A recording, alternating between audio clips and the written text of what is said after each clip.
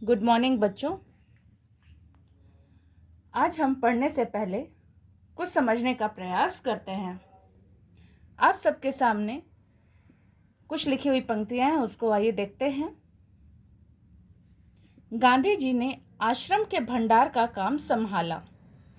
सवेरे की प्रार्थना के बाद गांधी जी रसोई घर में जाकर सब्जियां छीलते थे। रसोई घर या भंडारे में अगर गांधी जी कहीं गंदगी या मकड़ी का जाला देखते तो गांधी जी साथियों को आड़े हाथों लेते। गांधी जी को सब्जी, फल और अनाज के पौष्टिक गुणों का ज्ञान था। हमने ये पैराग्राफ पढ़ा, ये अनुच्छेद पढ़ा हमने। इस पैराग्राफ या अनुच्छेद को पढ़ते समय आपने ध्यान दिया होगा कि पढ़ने पर कुछ अटपटा लग रहा था, क्योंकि इसका भाव समझ तो आ रहा है, इसका अर्थ हमें समझ तो आ रहा है, लेकिन भाषा की रोचकता जो है वो कम हो गई है। अब हम इस पैराग्राफ को फिर से पढ़ के देखते हैं। आइए फिर से इस पैराग्राफ को हम लोग देखते हैं। गांधी जी ने आश्रम के भंडार का काम संभाला। सवेरे की प्रार्थना के बाद वे रसोई घर में जाकर सब्जियां छीलते थे। रसोई घर या भंडारे में अगर वे कहीं गंदगी या मकड़ी का जाला देखते तो अपने साथियों को आड़े हाथों लेते।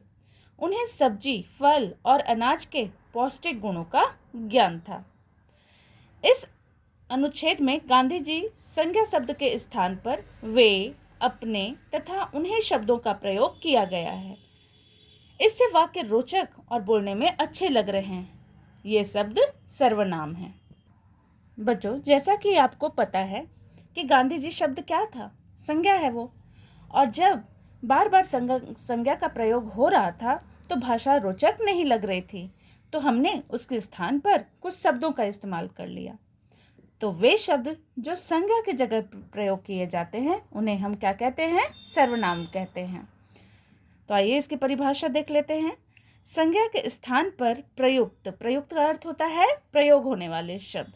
तो प्रयुक्त होने वाले शब्दों को सर्वनाम कहते हैं।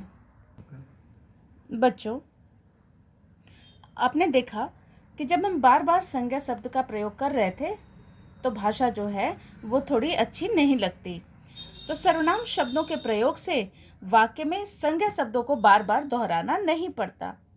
तो हिंदी में कुल कितने सर्वनाम होते हैं? कुल सर्वनाम की संख्या 11 बताई गई है। जैसे मैं, तू, वह, आप, सो, जो, कोई, कौन, क्या, कुछ आदि। बच्चों, आपके सामने कुछ उदाहरण भी हैं, देख लेते हैं। जैसे कोई नहीं आया, यह मनोज की साइकिल है, अपना काम स्वयं कर लेना चाहिए, उन्हें वर्षा में आनंद आता है।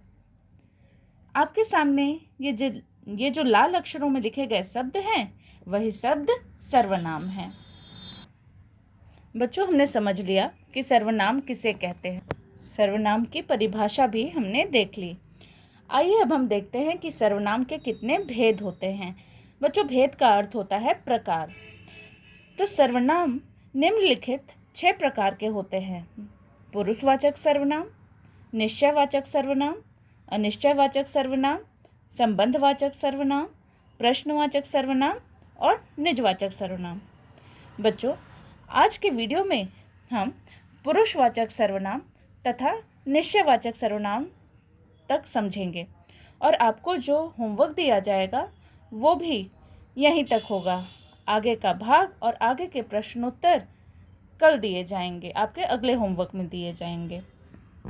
बच्चों, आइए पुरुषवाचक सर्वनाम को समझते हैं।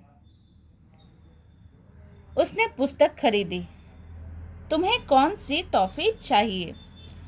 ये जो ऊपर लिखे गए वाक्य हैं उसमें उसने तथा तुम्हें शब्द का प्रयोग अन्य व्यक्ति मतलब दूसरे व्यक्ति तथा श्रोता मतलब जो हमारी बात को सुनता है, श्रोता के लिए किया गया है। अतः ये शब्द कौन से कहलाते हैं? पुरुषवाचक सर्वनाम कहलाते हैं। तो आइए इसकी परिभाषा देख लेते हैं। जिन सर्वनामों से कहने वाले, सुनने वाले या जिसके विषय में बात की जाए उसका बोध होता है। बोध होता है मतलब पता चलता है। उन्हें पुरुषवाचक सर्वनाम कहते हैं। जैसे मैं, हम, मैंने, आप, यह, वह, वे आदि। आइए कुछ और उदाहरण देख लेते हैं। मुझे सर्दी गर्मी नहीं लगती बेटा। यहाँ पर बोलने वाला अपने लिए मुझे शब्द का इस्तेमाल कर रहा है। वह पहले भी खिलौने बेचा करता था। यहाँ दूसरे के बारे में बात की जा रही है। तीसरा, वह तो तुम्हारा दिया हुआ नाम है ना। तो ये थे आपके पुरुषवाचक सर्वनाम के उदाहरण। बच्चों, पुरुषवाचक सर्वनाम के भी 3 भेद होते हैं। देख लीजिए कौन कौन से। पहला है उत्तम पुरुषवाचक, दूसरा है मध्यम पुरुषवाचक और तीसरा है अन्य पुरुषवाचक। आइए सबसे पहले उत्तम पुरुषवाचक सर्वनाम को समझते हैं। बच्चों, कुछ उदाहरण दिए गए हैं आपके सामने, इसको देखिए। मैं फ़ोन पर बताता हूँ, हम पढ़ाई कर रहे हैं। इन दोनों ऊपर वाक्य जो दिए गए हैं उसमें मैं तथा हम शब्द बोलने वाले के लिए प्रयुक्त हुए हैं। यह उत्तम पुरुषवाचक सर्वनाम है। अतः इसकी क्या परिभाषा हो जाएगी? बोलने वाला अपने लिए जिन सर्वनामों का प्रयोग करता है उन्हें उत्तम पुरुषवाचक सर्वनाम कहते हैं। जैसे मैं, मैंने, मेरा, हम, हमने, हमारा आदि। मैं कलिंग के महाराज की कन्या हूँ। हमारा दौड़ना काम न आया। मैंने घर में सफाई कर दी है। यहाँ पर मैं, हमारा, मैंने ये सारे शब्द उत्तम पुरुषवाचक सर्वनाम हैं। आइए इसका अगला भेद देखते हैं। मध्यम पुरुषवाचक। उदाहरण देखते हैं। तुम भी अपनी तलवारें फेंक दो। आज से अशोक तुम्हें कभी आक्रमण करने की आज्ञा नहीं देगा। ऊपर लिखे वाक्यों में तुम और तुम्हें शब्द बोलने वाले ने सुनने वाले के लिए प्रयुक्त किया है। ये मध्यम पुरुषवाचक सर्वनाम है। तो इसकी क्या परिभाषा हो सकती है? बोलने वाला सुनने वाले के लिए जिन सर्वनामों का प्रयोग करता है उन्हें हम मध्यम पुरुषवाचक सर्वनाम कहते हैं। उदाहरण देख लेते हैं। जैसे तू, तुम, तुमने, तुम्हें, आप, आपने आदि। आइए और भी कुछ उदाहरण देख लेते हैं। अभी तुम छोटे हो, तुमको पैसे नहीं मिले, आपको जूस चाहिए या चाय। बच्चों, इतना समझने का प्रयास करिए कि इस सर्वनाम में अगले व्यक्ति से बात की जाती है। एक बोलता है और एक सुनता है। तो जहाँ सुनने वाले के लिए प्रयुक्त होता है वहाँ पे कौन सा सर्वनाम हो जाता है? मध्यम पुरुषवाचक। आइए सर्वनाम का अगला भेद देख लेते हैं। अन्य पुरुषवाचक। फिर से उदाहरण देखते हैं। वे जो सामने खड़ी हैं मेरी माता जी हैं। इस वाक्य में वे शब्द बोलने वाले ने तीसरे व्यक्ति के लिए प्रयुक्त किया है, मतलब प्रयोग किया है। अतः यह अन्य पुरुषवाचक सर्वनाम है। तो इसकी क्या परिभाषा हो जाएगी? वे सर्वनाम जो उस व्यक्ति के बारे में प्रयोग किए जाते हैं जिसके बारे में कुछ कहा जा रहा है उन्हें अन्य पुरुषवाचक कहते हैं। उदाहरण देखिए। जैसे वह, वे, उसने, उन्होंने, उन्हें आदि। आइए और भी कुछ उदाहरण देख लेते हैं। उन्होंने फल खा लिए हैं। वह कहाँ जा रहा है? उसने पढ़ाई कर ली।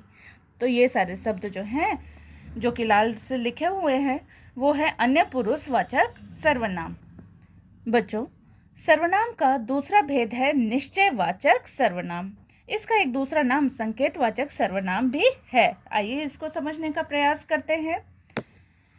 यह हमारा विद्यालय है। इसने ही मेरी किताब ली है। ऊपर के वाक्यों में यह तथा इसने निश्चयवाचक सर्वनाम है क्योंकि इनसे निश्चित व्यक्ति तथा वस्तु का बोध हो रहा है, मतलब पता चल रहा है। इन्हें हम संकेतवाचक सर्वनाम भी कहते हैं। तो इसकी क्या परिभाषा हो जाएगी? जिन सर्वनामों से किसी निश्चित वस्तु या व्यक्ति का बोध हो उन्हें निश्चयवाचक सर्वनाम कहते हैं। उदाहरण देख लीजिए। यह, वह, वे, इसने आदि। बच्चों, इसके कुछ अन्य उदाहरण भी देख लीजिए। जैसे वे मेरे भाई के मित्र हैं। यह सोहन का पेन है। वह स्कूल मेरा है। ये लाल से लिखे हुए शब्द, ये सारे शब्द निश्चयवाचक सर्वनाम हैं। बच्चों, इसके आगे का भाग हम कल के वीडियो में पढ़ेंगे। धन्यवाद।